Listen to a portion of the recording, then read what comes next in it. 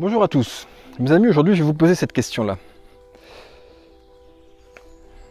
Quelle vision avez-vous de votre passé? Comment percevez-vous votre passé? Pensez-vous qu'on puisse changer son passé? Alors je vais vous donner une réponse à ça. C'est ma réponse, ma vision de la chose. On ne peut pas changer son passé parce que ce qui est passé est révolu. Seulement, on peut changer notre vision du passé. On peut changer notre vision des événements qui se sont produits dans notre vie par le passé. C'est vrai que la majorité d'entre nous, même je dirais même tout le monde, dans son passé, a connu des événements difficiles, a subi des fois, que ce soit de la maltraitance, des reproches, des remontrances, et même des fois des gestes beaucoup plus graves, une disparition, un frère qui meurt ou un parent qui meurt jeune. Nous avons connu dans notre passé des événements difficiles. Seulement, suivant les personnes, suivant notre mental, suivant notre psychologie, nous avons interprété ces événements de façon différente. Et suivant l'interprétation qu'on a donnée à ces événements-là, nous sommes développés dans une direction ou dans une autre. Bien souvent, ce ne sont pas des choix conscients qu'on fait, c'est-à-dire qu'on réagit comme ça parce que l'éducation qu'on a eue, l'apprentissage qu'on a eu, fait qu'on a réagi comme ça à cet instant-là. Seulement, si nous avions eu certaines clés, si nous avions pu nous développer et réagir différemment, on aurait pu faire le choix de la vision qu'on veut donner aux événements qui nous ont marqués. Et l'objet de cette vidéo, c'est ça. C'est vous faire comprendre que un événement, c'est un événement. Seulement, on peut l'interpréter de mille et une façons suivant notre vision qui nous est propre, suivant l'expérience que l'on a eue par le passé et sur tout l'apprentissage qu'on a eu qui nous ont permis d'évoluer et de nous forger tel que l'on est. Donc, je vais vous prendre un exemple. Dans une famille, il peut y avoir des frères et sœurs, et j'irai même encore plus loin que frères et sœurs, parce que déjà frères et sœurs c'est très bien, mais des jumeaux. Il arrive un problème dans la famille, si je ne sais pas, l'éducation des parents par exemple, qui est peut-être trop sévère. Les deux enfants ont la même éducation, même parents, même éducation. Pas de différence entre l'un et l'autre. Seulement les deux enfants vont réussir différemment dans la vie. Le premier va réussir, va tout réussir, parce que il va considérer que l'éducation qu'il a reçue par ses parents était peut-être une éducation qui était difficile, mais c'est l'éducation qui lui a convenu, qui l'a permis au quotidien de dépasser ses limites et de prouver à ses parents qu'il pouvait réussir malgré le fait, par exemple, qu'il le traite de nul au quotidien. Ah, t'es nul, t'es incapable, tu feras jamais rien de bien dans la vie, tu resteras toujours plus bas que terre, tu seras toujours un mauvais. Et lui, dans sa tête, il a eu le schéma suivant, c'est de se dire que « Ah, vous me dites ça que je suis nul. Ah d'accord, ben moi je vais vous prouver le contraire, je vais vous prouver que je peux réussir, même si vous ne me soutenez pas, et même si vous prouvez le contraire, ben je vais le faire pour moi et pour vous montrer à vous que je peux réussir. » Son frère jumeau, même parent, même sévérité, même remontrance au quotidien, même humiliation au quotidien, qui lui, de son côté, va se dire « mais mes parents me disent que je suis nul, quoi.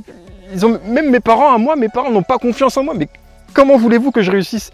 Comment voulez-vous que j'arrive à me développer, à réussir quelque chose? De toute manière, je suis bon à rien de toute façon, donc je ferai rien de bon, peu importe ce que je ferai rien. » Et au final, il va s'auto-saboter. Il va considérer que les dires de ses parents, ce sont des vérités. Et que l'image est tellement forte par rapport au ressenti de ses parents, que lui-même va se dire que peu importe ce qu'il fera, il ne réussira pas. Et donc, il va baisser les bras, et puis il ne fera rien de sa vie. Il aura une vie médiocre. Deux frères jumeaux, même parents, deux destins complètement différents. Pourquoi? Question de vision et d'interprétation des événements. Ce qu'il faut retenir, c'est quoi? C'est que peu importe l'événement qui va vous arriver, peu importe les difficultés que vous allez rencontrer, peu importe les critiques que vous allez subir, peu importe de toute la négativité possible que vous allez pouvoir avoir vis-à-vis de vous, je vais vous dire qu'une seule chose qu'il faudra retenir. Faites face. Faites face. Ne baissez jamais les bras. Ayez toujours la meilleure vision de l'événement. Ayez toujours à la tête qu'il y a des solutions à tout. Que malgré tout ce qui peut vous arriver, il y a des solutions à tout. Donc faites face. Vraiment, c'est ce qu'il faut retenir. S'il n'y a qu'une seule chose à retenir dans cette vidéo, c'est faites face. Ne baissez jamais les bras. Vous avez un immense pouvoir et vous pouvez l'utiliser si vous le souhaitez. Donc n'hésitez pas, surtout, utilisez-le. Sincèrement, utilisez-le. Et n'oubliez pas, surtout, que le passé est passé. Donc pourquoi continuer à ruminer? Pourquoi continuer à se saboter? Pourquoi continuer à avoir de mauvaises pensées, à ruminer tous les jours et à se pourrir la vie par rapport au passé? Effectivement, encore une fois, je ne minimise pas les événements qui ont pu vous arriver. Seulement, posez-vous cette question-là. Malgré tous les événements négatifs qui ont pu vous arriver dans le passé, essayez de voir, élément par élément, événement par événement, ce que ce passé a pu vous apporter. Regardez au final ce que vous êtes devenu. Peut-être que si toutes ces mauvaises choses ne vous étaient pas arrivées, vous auriez été quelqu'un d'autre, mais pas forcément en bien. Peut-être que les événements passés qui ont été difficiles vous ont permis justement d'acquérir une plus grande maturité, d'acquérir une plus grande confiance en vous, de vous dépasser, de prouver aux autres que malgré tout ce qui vous arrive, vous avez réussi dans la vie. Pas forcément financièrement, mais réussi avec vos relations avec vos enfants, si vous avez eu de mauvaises relations avec vos parents, ou réussi dans le monde professionnel, si vous avez eu des problèmes par le passé dans ce domaine-là, par rapport à un patron qui ne vous considérait pas à sa juste valeur. Moi, je pense que de chaque événement passé, difficile ou pas, on peut sortir grandi. On peut évoluer et on peut devenir quelqu'un de beaucoup plus fort, de quelqu'un qui arrête de se trouver des excuses, de quelqu'un qui arrête de se trouver l'excuse du passé, que le passé c'était ceci, le passé c'était dur, ah, comme c'était dur, ma vie elle est foutue, je peux pas évoluer, je peux pas changer. C'est faux. Le passé, malgré la difficulté qu'il y a eu, on peut le vaincre. On ne l'efface pas, parce que c'est pas possible. Par contre, on change sa vision et on regarde tout ce que le passé nous a donné, tout ce que le passé nous a permis de réaliser maintenant et tout ce qui va nous permettre de réaliser plus tard. Parce que les échecs ou les difficultés qu'on a vécues plus tard, comme on ne veut pas les revivre ni dans le présent ni dans le futur, eh bien rien que pour ça, on a changé. Rien que pour ça, on va changer. Et au final, on va grandir et s'améliorer. Et le but de la vie, c'est ça. C'est de se dire que le passé est derrière nous, le présent c'est maintenant, donc je le vis. Je ne vis pas ni dans le futur ni dans le passé, je vis mon présent. Par contre, ça ne m'empêche pas de penser à ce que je vais mettre en place pour le futur et me donner une bonne vision de mon futur. Je veux dire que mon futur, je suis en train de le faire maintenant, qu'en travaillant fort maintenant, mon futur ne sera que meilleur. Si je ne fais rien maintenant, dans le futur, il n'y aura rien de bien pour moi. Enfin, pour finir, j'aimerais aborder le thème de la mort et des proches que l'on peut perdre, parce que malheureusement, la vie les a emportés. Et récemment, j'ai un ami qui est venu me voir pour me demander un peu de soutien, un peu de réconfort, et qui m'expliquait que depuis que sa maman a disparu, eh bien, il a du mal à remonter la pente, parce qu'il appréciait vraiment sa mère, il aimait vraiment sa mère. Sa maman, c'était quelqu'un de vraiment important pour lui. Et donc, je lui ai expliqué que malgré la difficulté de l'événement, je ne pense pas que sa maman, qui est partie trop tôt, aurait voulu voir son fils dans cet état-là.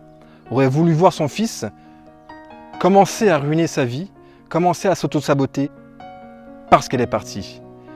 Et je lui dis, imagine qu'elle soit en face de toi à l'heure actuelle maintenant et que tu aies un dialogue avec elle. Que penses-tu sincèrement qu'elle te dirait si elle te voyait dans l'état que tu es actuellement? Tu penserais vraiment qu'elle serait fière de toi? Tu penses vraiment qu'elle serait contente de te voir dans cette situation?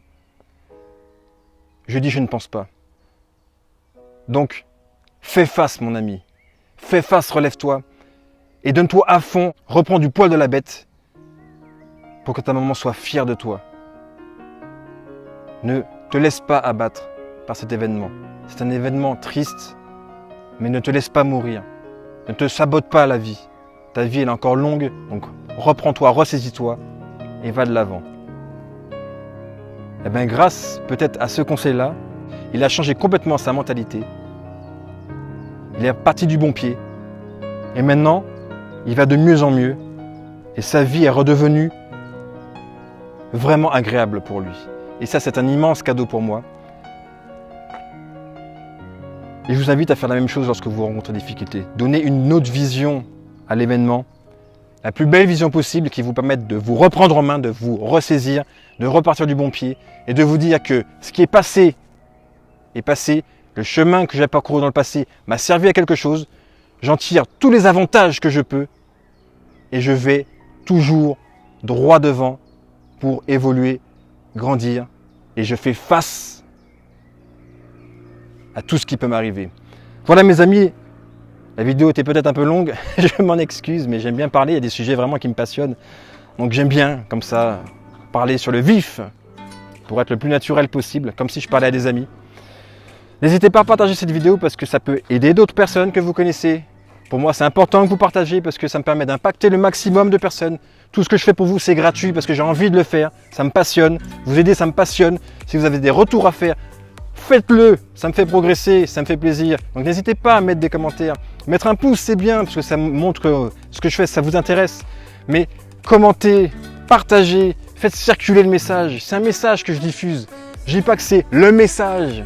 Mais bon, c'est un message que je diffuse, je trouve ça super intéressant. J'aurais eu cette personne-là, me concernant, j'aurais eu quelqu'un comme moi, que j'aurais pu connaître beaucoup plus jeune, qui fasse des choses gratuites, qui fasse des choses pour aider les autres. Mais j'aurais kiffé. Dans mon époque, ça n'existait pas, ou bien il fallait chercher beaucoup plus loin pour avoir ce genre de personnes. Là, vous y avez accès, je vous donne accès, je vous donne tout ce que je sais, je me forme au quotidien pour pouvoir être toujours meilleur. Je fais le maximum pour être au top tous les jours. La simple chose que je vous demande, moi, c'est votre petite contribution. N'hésitez pas à partager. Partagez et commentez. N'hésitez pas à me parler de sujets qui vous intéressent, que vous aimeriez que j'aborde.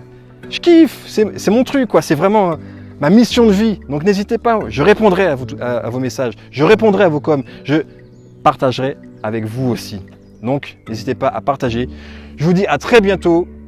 Je suis en pleine forêt, donc je suis content. C'est topissime. Et je vous dis, meilleure version de vous-même. Ciao!